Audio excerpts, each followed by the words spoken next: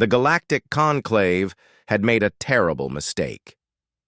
Commander Ixora Vrel watched as the alien fleet descended upon Earth's orbital defense platforms, their crystalline ships gleaming like hungry teeth against the void. For centuries, humanity had been known across the stars as the Nurturers, a species so empathetic and compassionate that the elder races had entrusted them with the most sacred duty in the galaxy, guardianship of the seed worlds, planets where nascent civilizations took their first steps toward sentience. That was before the Moldovan incident.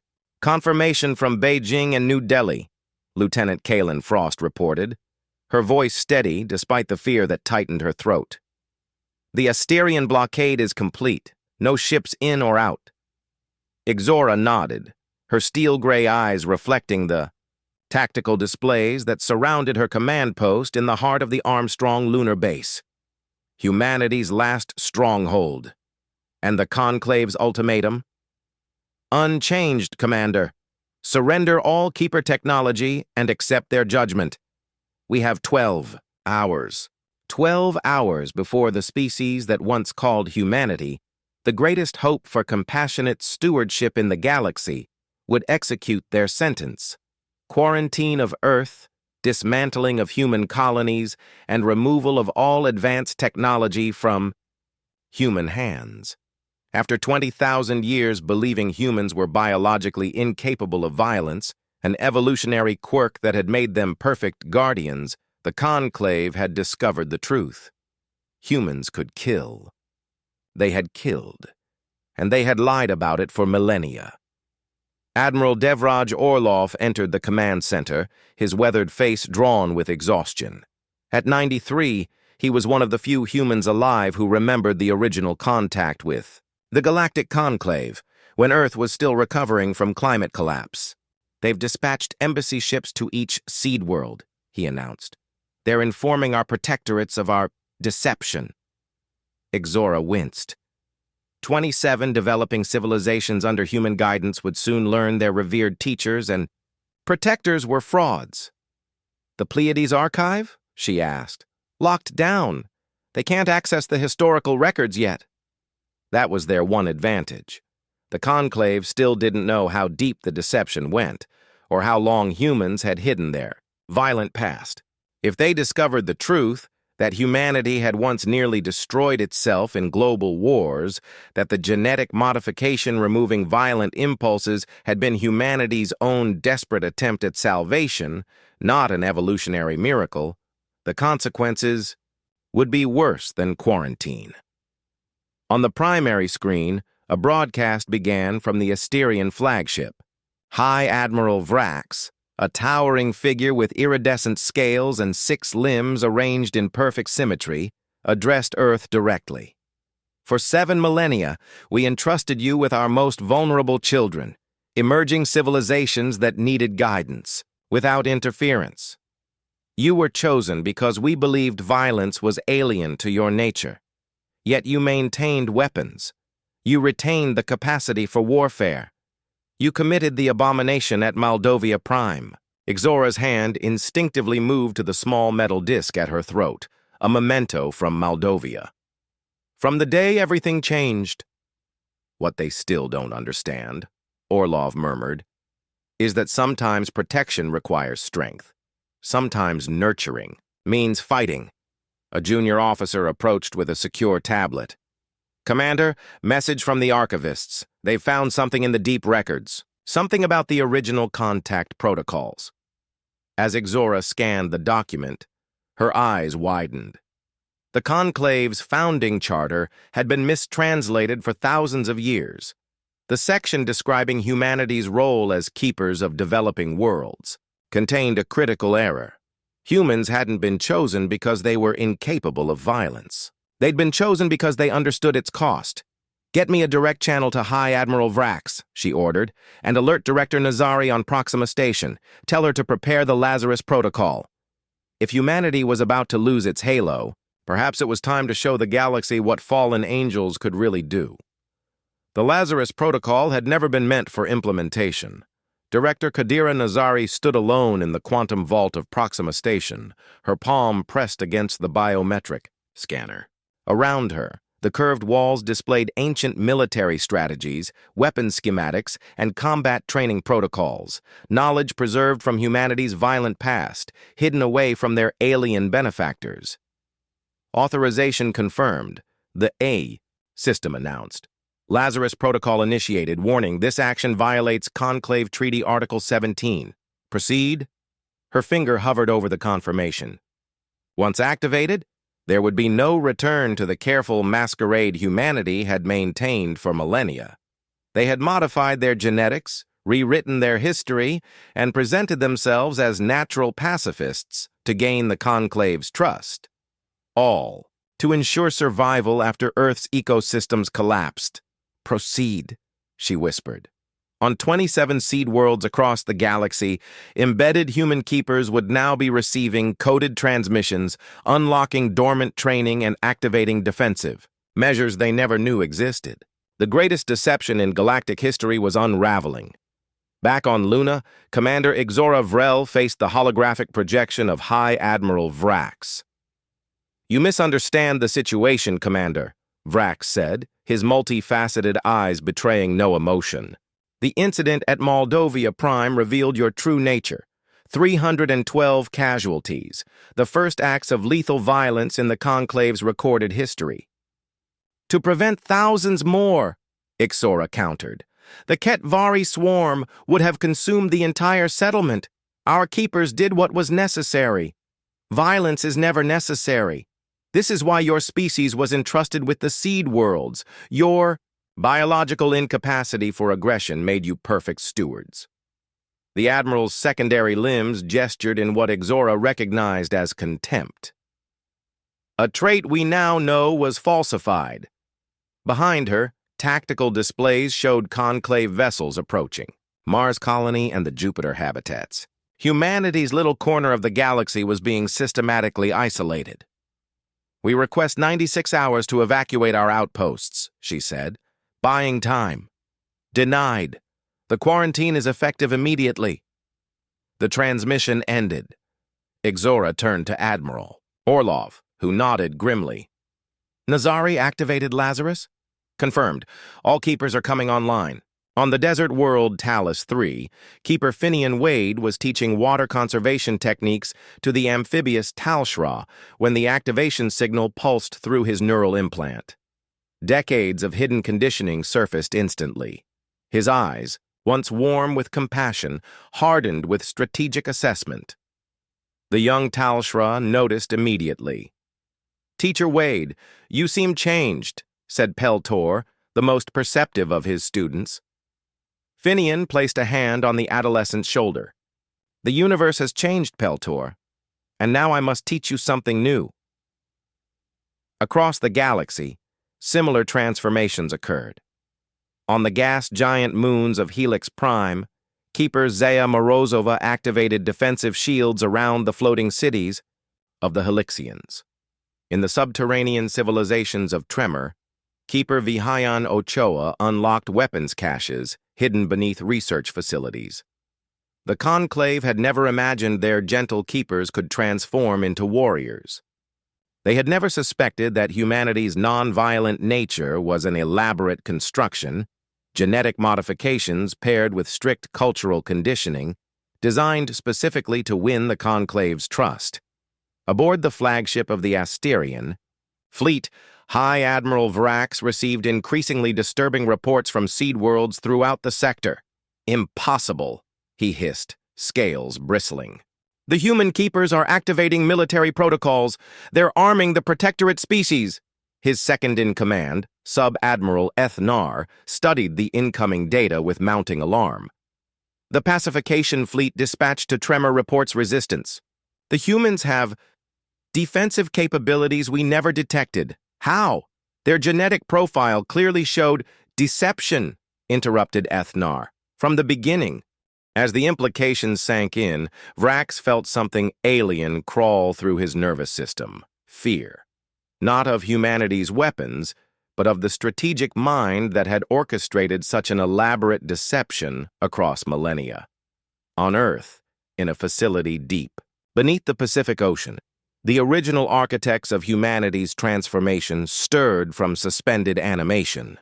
The Lazarus Protocol had awakened the old guard, military leaders and strategic thinkers from before the Great Modification, preserved specifically for this contingency. General Elizabeth Rykov opened her eyes for the first time in 7,000 years, her mind already processing the situation from data feeds integrated into her revival chamber. "So," she said to the technicians who had awakened her, her voice rough from disuse, "they finally discovered our little lie. General Elizabeth Rykov had not expected to wake again. When she volunteered for suspension 7 millennia ago, Earth was desperate.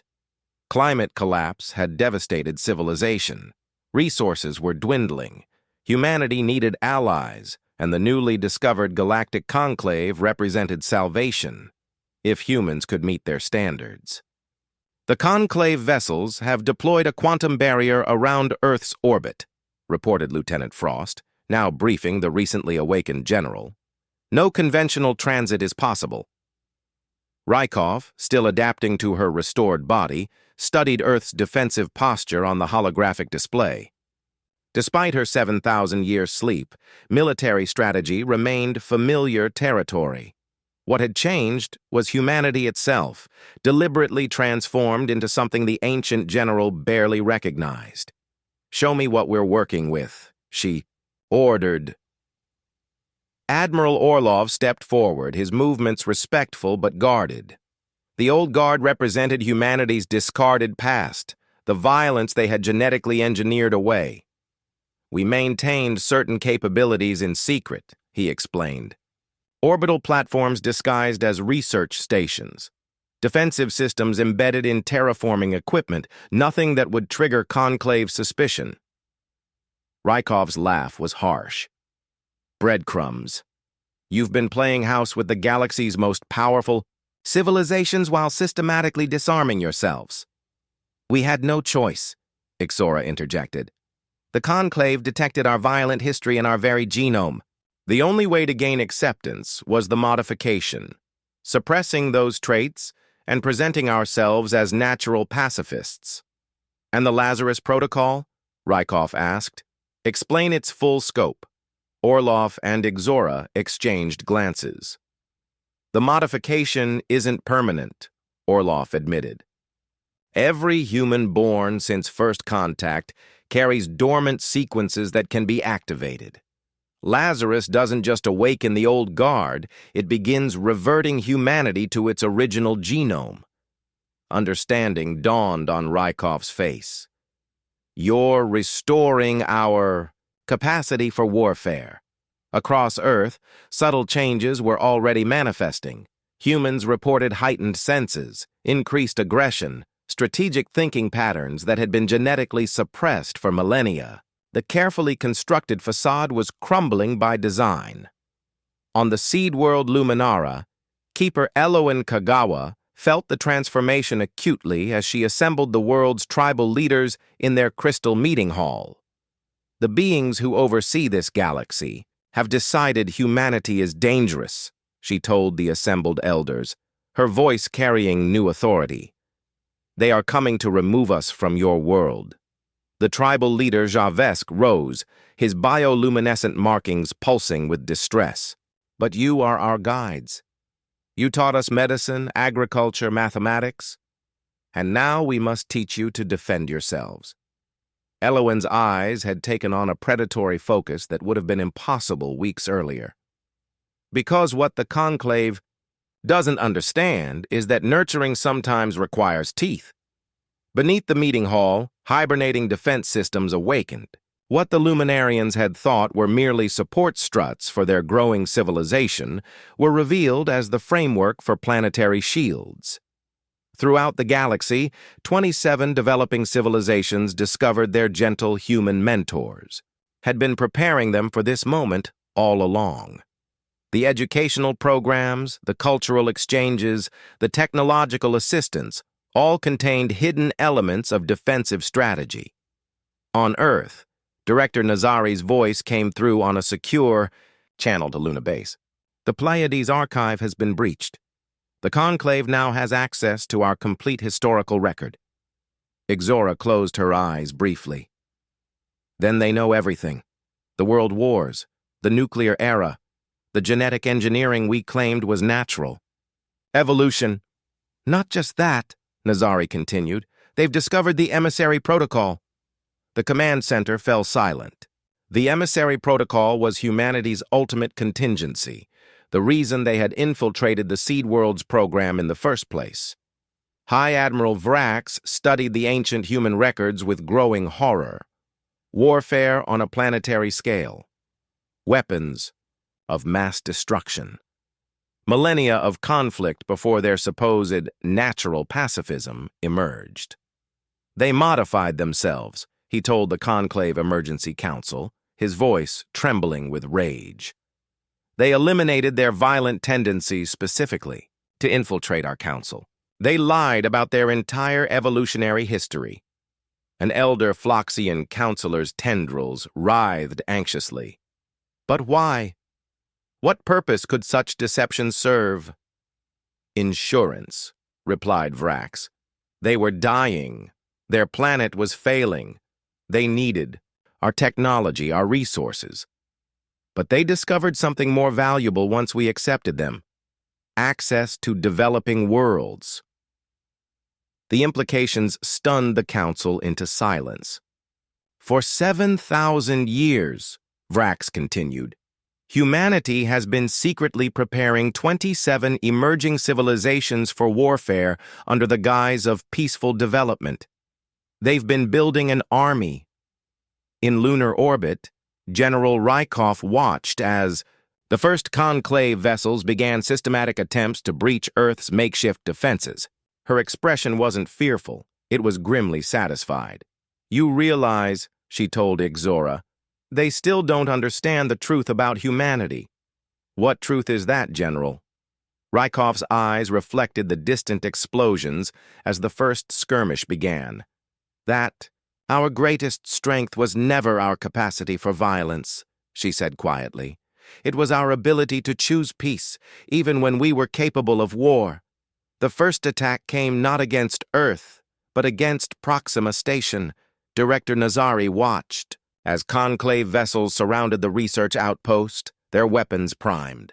Her staff had already evacuated to the secure levels, but Nazari remained in the command center, finalizing the data transfer that would complete the Lazarus protocol. Station integrity at 60%, reported the AI. Breach imminent on levels 3 through 7. Nazari didn't acknowledge the warning. Her focus remained on the quantum transmission sending humanity's accumulated military knowledge to their protectorate worlds. 7,000 years of strategic theory, weapons design, and combat tactics, knowledge the Conclave believed had been erased from human consciousness, flowing to civilizations the Conclave thought were being raised as peaceful members of their galactic community. When the first Asterian boarding party breached the command center, Nazari stood calmly before the central console. The Asterian commander, a 7-foot-tall reptilian with ceremonial rank markings, regarded her with multifaceted eyes. Director Kadira Nazari, you are charged with violation of Conclave Prime Directive 1, the introduction of military capacity to developing species. Nazari smiled thinly. An interesting accusation, considering the Conclave is currently deploying military force against 28 species. 27 protectorates plus humanity, the commander corrected. No, Nazari replied. 28 protectorates. You never understood what we were doing here. Humanity wasn't seeking to join the Conclave as equals. We were studying you, in Latiu. The Luna Command Center, Ixora received confirmation of Proxima Station's fall. The holographic display showed Conclave forces converging on the Seed Worlds, where humanity's influence was strongest. They're targeting our keepers first, noted Admiral Orlov. Standard protocol for neutralizing a perceived threat. General Rykov studied the tactical display with the cold calculation of someone who had commanded Earth's unified forces during the resource wars. They're making a critical error. They assume our keepers are the threat. Explain, demanded Ixora. The keepers aren't weapons, Rykov said. They're shields. By neutralizing them first, the Conclave is exposing exactly what we've prepared for. On the seed world Terra Nova, the consequences of this strategy were becoming apparent. The avian, Terranovan civilization had been under human guidance for only 5 centuries, but their technological development had been remarkably accelerated. When Conclave vessels entered their system, the response was immediate. Keeper Rayansh Duval had already been eliminated by a precision strike, but the defense systems he had integrated into Terra Nova's infrastructure activated automatically. Orbital platforms, disguised as atmospheric regulators, revealed their true purpose as planetary shields engaged. "This is Elder Kirash of the Terranovan High Council," came the transmission to the approaching Conclave fleet. "Our system is sovereign. Territory. Your vessels will withdraw immediately." Aboard the Conclave command ship, Sub-Admiral Ethnar received the message with disbelief. "The Protectorate species is threatening us? Impossible. They shouldn't have the technology to detect our approach, let alone defend against it."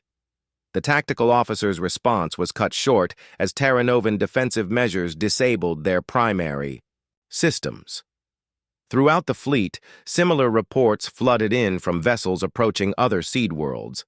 On Earth, the remaining members of the Old Guard had been fully revived. Strategic planners, military commanders, and intelligence analysts from humanity's warlike past gathered in a facility beneath the Antarctic ice cap, a command center built millennia ago for exactly this contingency. General Rykov addressed them via quantum link from Luna. "The emissary protocol is now active. All of you understand what this means." The assembled veterans nodded solemnly. They had volunteered for suspension knowing they might wake to this moment, when humanity's great deception was revealed and their true purpose implemented. "What the Conclave never understood," Rykov continued, "was that our keepers weren't preparing the seed worlds to join their precious community. We were preparing them to survive its inevitable collapse." In the Asterian flagship, High Admiral Vrax received increasingly dire reports. 6 Conclave vessels destroyed, 11 severely damaged. 8 seed worlds demonstrating defensive capabilities far beyond their development stage. "How could we have been so blind?" he hissed.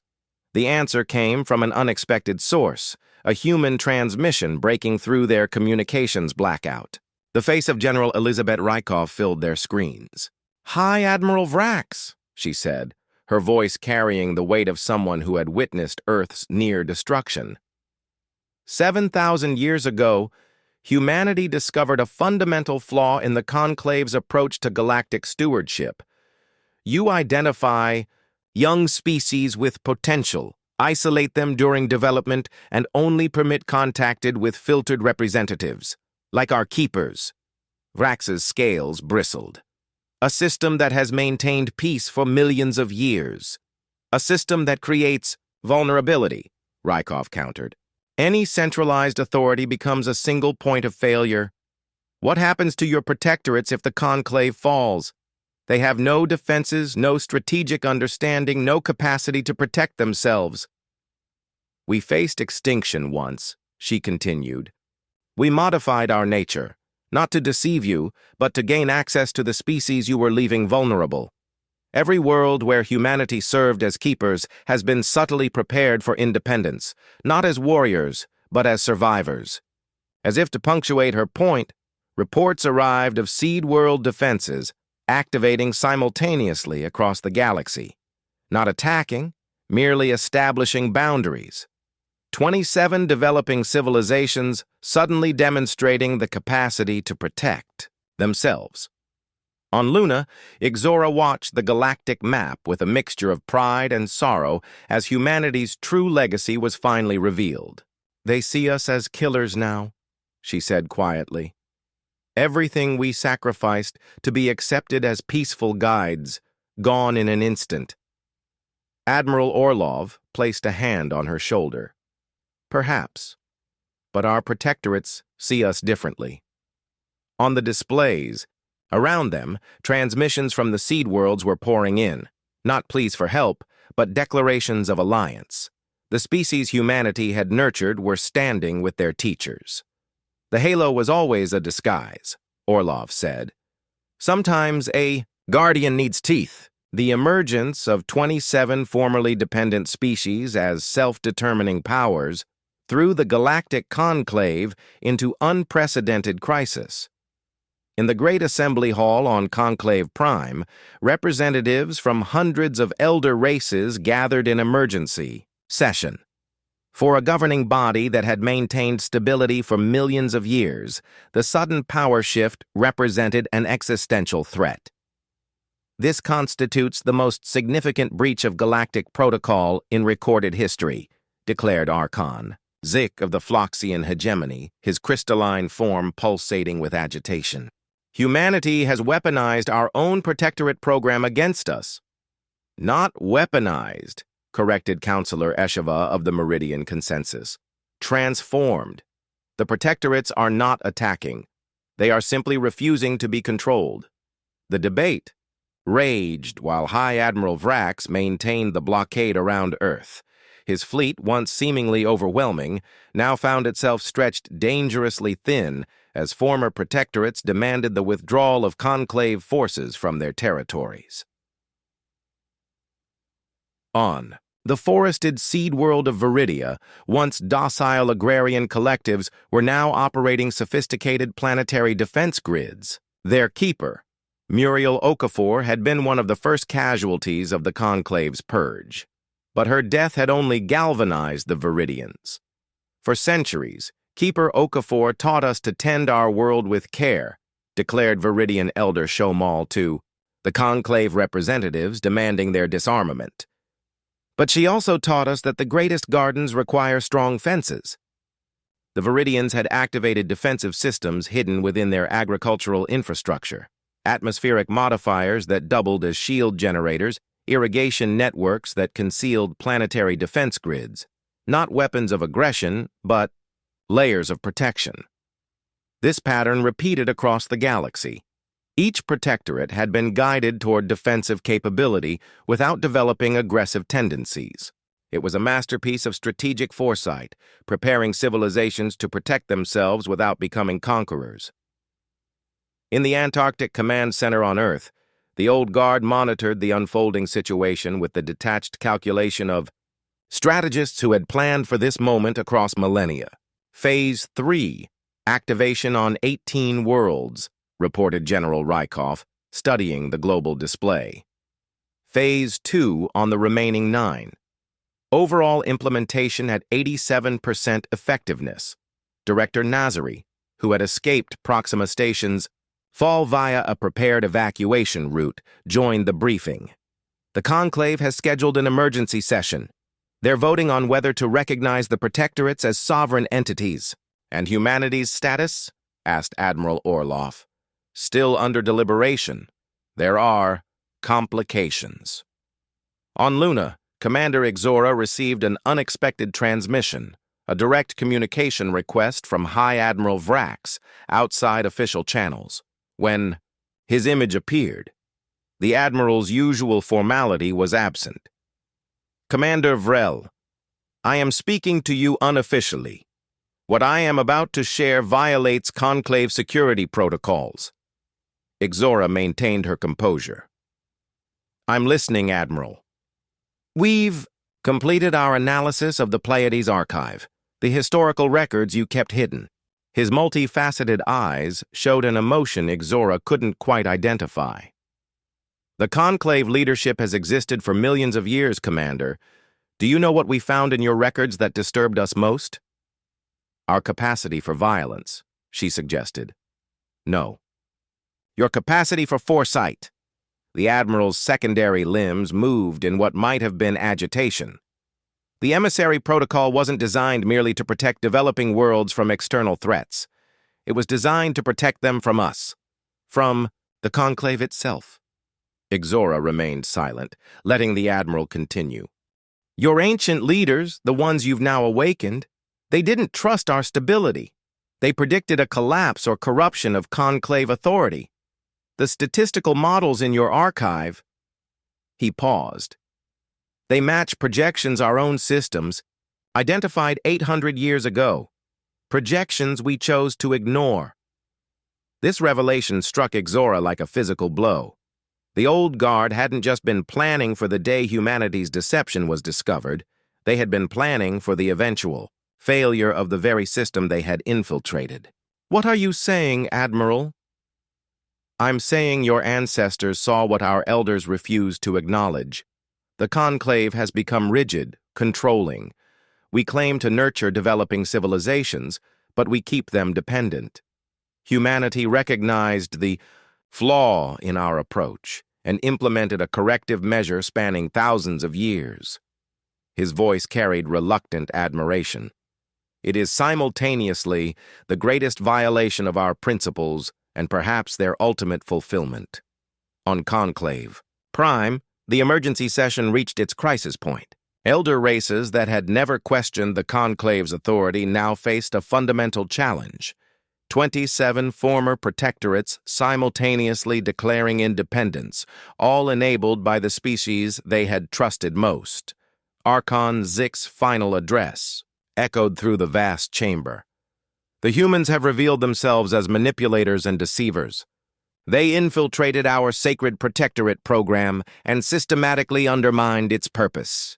Counselor HFY rose in response. "Did they? Our purpose was to nurture developing species toward self-determination. Humanity simply accelerated that process and ensured they could maintain that independence once achieved." The vote that followed was the closest in conclave history. Ultimately, a majority of elder races chose to recognize the sovereignty of the former protectorates, with conditions. The newly independent worlds would establish a separate cooperative body, distinct from the conclave, but maintaining diplomatic relations. In Antarctic Command, General Rykov received the news with a grim smile. "Phase 4, then," she said quietly. "Admiral?" Orlov looked troubled. "Is that still necessary? The protectorates have been recognized." "The recognition isn't the purpose, Admiral," Rykov replied. "It's the beginning. Humanity's role was never to remain as keepers indefinitely. We were meant to be the catalyst."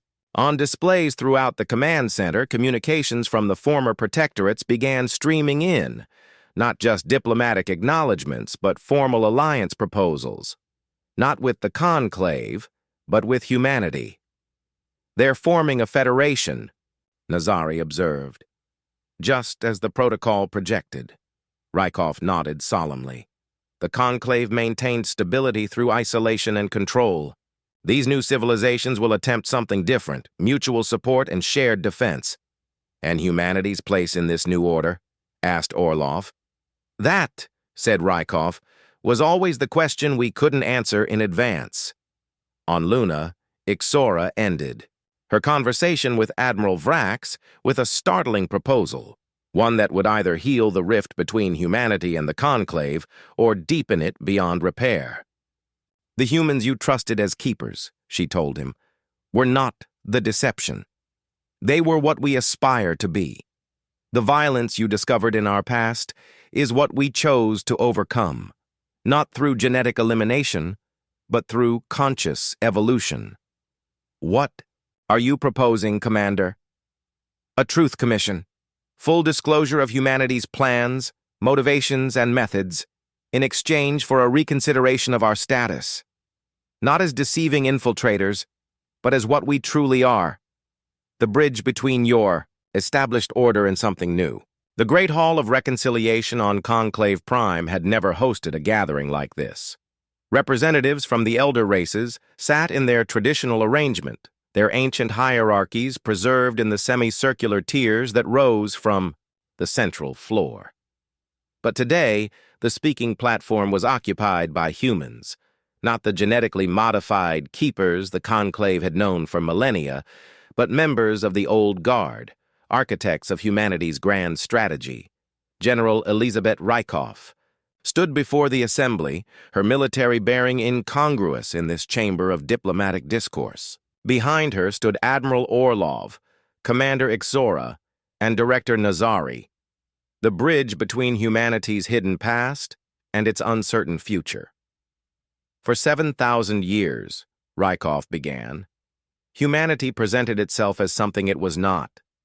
We modified our genetics, reconstructed our history, and entered your community under false pretenses. These are undeniable facts. The chamber remained silent, elder species who rarely agreed on anything united in their attention. But the greater truth, she continued, is why we did so. Earth was dying, climate collapse, resource depletion, the aftermath of conflicts that nearly destroyed us. When we discovered the conclave, we saw salvation. But we also saw a fundamental flaw in your approach to galactic stewardship. Murmurs rippled through the assembly. High Admiral Vrax, seated in the front row, remained impassive. You nurture, developing species in isolation, guiding them toward your ideals while keeping them dependent on your protection. This creates stability, but also vulnerability. If the conclave were to fall or become corrupted, dozens of developing civilizations would be defenseless. Rykov gestured to the holographic display hovering above the platform, showing the 27 former protectorates now operating independently. We did not arm these worlds for conquest. We prepared them for resilience. Every defense system, every strategic protocol, every emergency contingency we embedded in their development was designed with one purpose: to ensure they could survive without us, without you. The archon of the Floxian hegemony rose, crystal facets glinting. Yet you deceived us all. How can any cooperation be built on such a foundation? Rykov yielded the platform to Commander Ixora, who addressed the archon directly. The deception was a means, not an end, she said. Consider this. If we had approached the conclave honestly, as a species that had nearly destroyed itself through violence but learned from that mistake, would you have granted us access to developing worlds? Would you have believed our intentions were protective rather than predatory? The archon's crystalline form dimmed slightly, an acknowledgement of the point. What humanity did was wrong by your standards, Ixora continued, but we acted according to a moral imperative, ensuring galactic resilience beyond the conclave's centralized authority. On the former seed world Luminara, the Tribal Council watched the proceedings via quantum transmission. Elder Javesk, whose ancestors had welcomed the first human keepers centuries earlier, addressed his assembled people.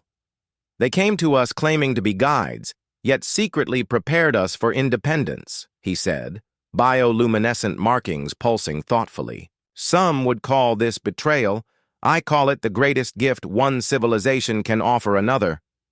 Throughout the former protectorates, similar discussions were taking place.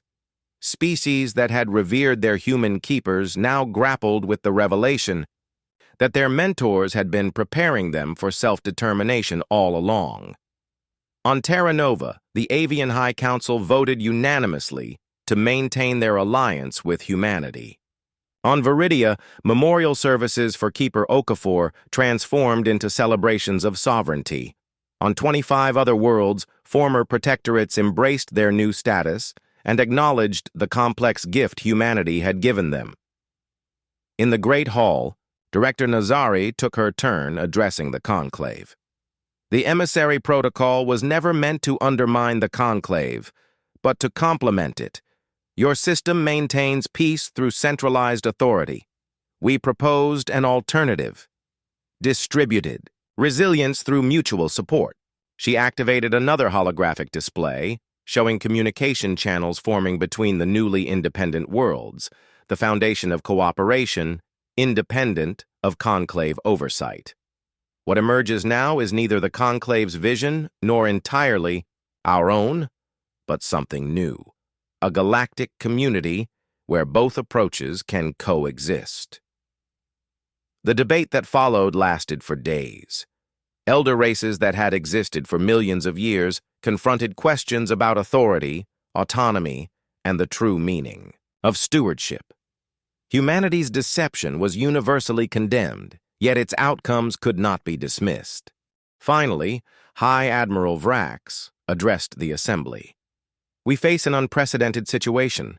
The humans deceived us, yet their deception has revealed truths about our own system we had refused to acknowledge." His secondary limbs moved in the formal gesture of concession. "I propose a middle path. Humanity will not be punished through quarantine or technological regression. Instead, they will serve as intermediaries between the Conclave and the newly independent Federation of former protectorates." The vote was not unanimous, but the majority prevailed. Humanity would neither be condemned nor fully exonerated. They would be tasked with bridging the divide they had created. As the formal proceedings concluded, Admiral Orlov found himself standing beside High Admiral Vrax in one of the Great Hall's contemplation gardens. "A curious outcome," Vrax observed. "Your species loses its halo, yet gains a new role." Orlov nodded. "Perhaps that was always the intention. The old guard saw further than most, but even they couldn't predict exactly how their plans would unfold. Across millennia." "There is one question I must ask," said Vrax. "The genetic modifications, were they truly as extensive as you claimed? Did humanity really eliminate its capacity for violence, only to restore it when discovered?" Orlov smiled faintly. "The modifications were real, but more subtle than we led you to believe. We didn't eliminate our capacity for violence. We heightened our threshold for its necessity. The humans who served as keepers weren't incapable of fighting. They were simply dedicated to finding better solutions. Then the violence at Moldovia Prime was a choice, not a revelation. The Ketvari swarm left no alternative, and our keepers did what was necessary to protect their charges." Vrax's multifaceted eyes studied the human admiral. "Your species remains an enigma, Admiral Orlov. Nurturers who concealed weapons, guardians who prepared for betrayal, pacifists who remembered how to fight." "Perhaps that's what the galaxy truly needed," Orlov replied. "Not perfect beings, but flawed ones who understood the cost of both peace and war." On Earth, the reversal of the genetic modifications continued gradually. Humans would not return fully to their pre-contact nature. They had evolved beyond that. But the artificial constraints were being lifted. The capacity for necessary violence, for righteous protection, flowed back into the species that had denied that part of themselves for millennia. Commander Ixora stood on Luna's observation deck, watching Earth rotate below. The Asterian blockade had withdrawn, replaced by a diplomatic contingent from both the Conclave and the newly formed Federation. Humanity's home was no longer under threat, but neither was it returned to its former status. "Was it worth it?"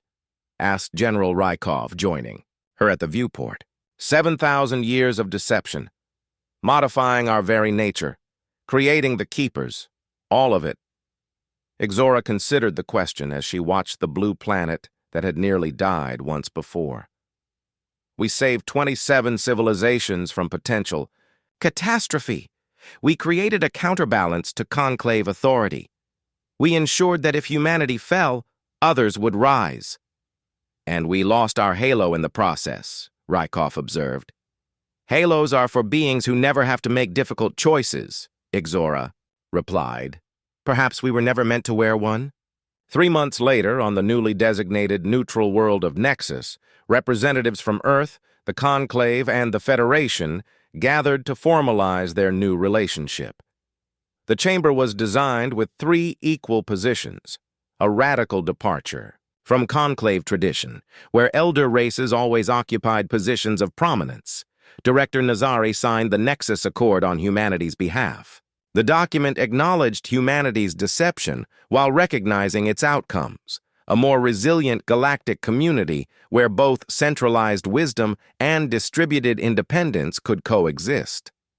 "We stand at the beginning of a new era," she declared. to the assembled delegates.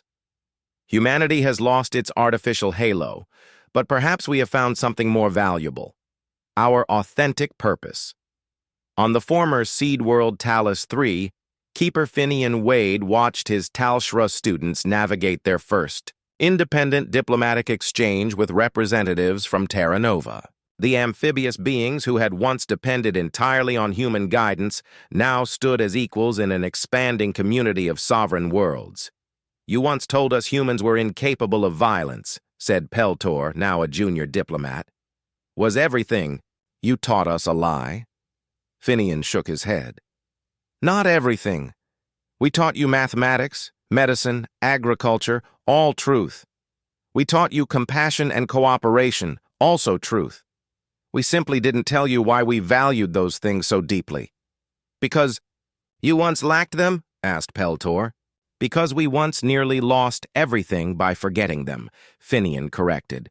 "The greatest teachers are not those who never failed, but those who learned from failure." Throughout the galaxy, similar conversations were taking place between human keepers and their former protectorates. Some civilizations responded with anger at the deception, others with gratitude for the preparation, most with a complex mixture of both. The day humanity lost its halo became a pivotal moment in galactic history, the day when the perfect guardians revealed themselves as flawed protectors who had made a difficult choice. Not saints, but survivors who understood that sometimes nurturing required strength. Not keepers with clean hands, but guides with the wisdom to prepare others for an uncertain future. 1 year after the Nexus Accord, High Admiral Vrax visited Earth personally, the first Asterian of his rank to set foot on humanity's homeworld. General Rykov welcomed him to the Antarctic Command Center, now repurposed as a coordination hub between Earth, the Conclave, and the Federation. "Your civilization puzzles me still," Vrax admitted as they toured the facility. "You had the capacity to build weapons that could have threatened the Conclave directly, yet you chose a path that required millennia of patience and self-denial. Because conquest wasn't our goal," Rykov explained. "Survival was not just our own, but that of every species vulnerable to centralized failure. We didn't want to replace the Conclave. We wanted to ensure something would survive if it fell." Vrax's primary eyes focused on the general. "And now? What does humanity want now that your great deception is revealed?" Rykov gestured to the global display showing communication flows between Earth, the former Seed Worlds, and Conclave territories. A complex web of diplomatic, scientific, and cultural exchanges. "To be what we truly are," she said simply.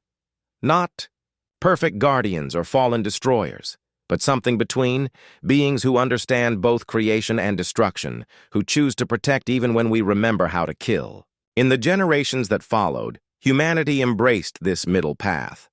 The modified genetics gradually stabilized into a new equilibrium, not the artificial pacifism they had presented to the galaxy, nor the unchecked aggression of their distant past, but a balanced capacity for both nurturing and defending. The galaxy would never again see humans as perfect, halo-wearing keepers. But perhaps they saw something more valuable. A species that had faced extinction, transformed itself, deceived a civilization spanning millions of years, and done it all not for conquest or domination, but to ensure that life throughout the cosmos would have the strength to endure. In the end, humanity lost its halo and found its true purpose instead.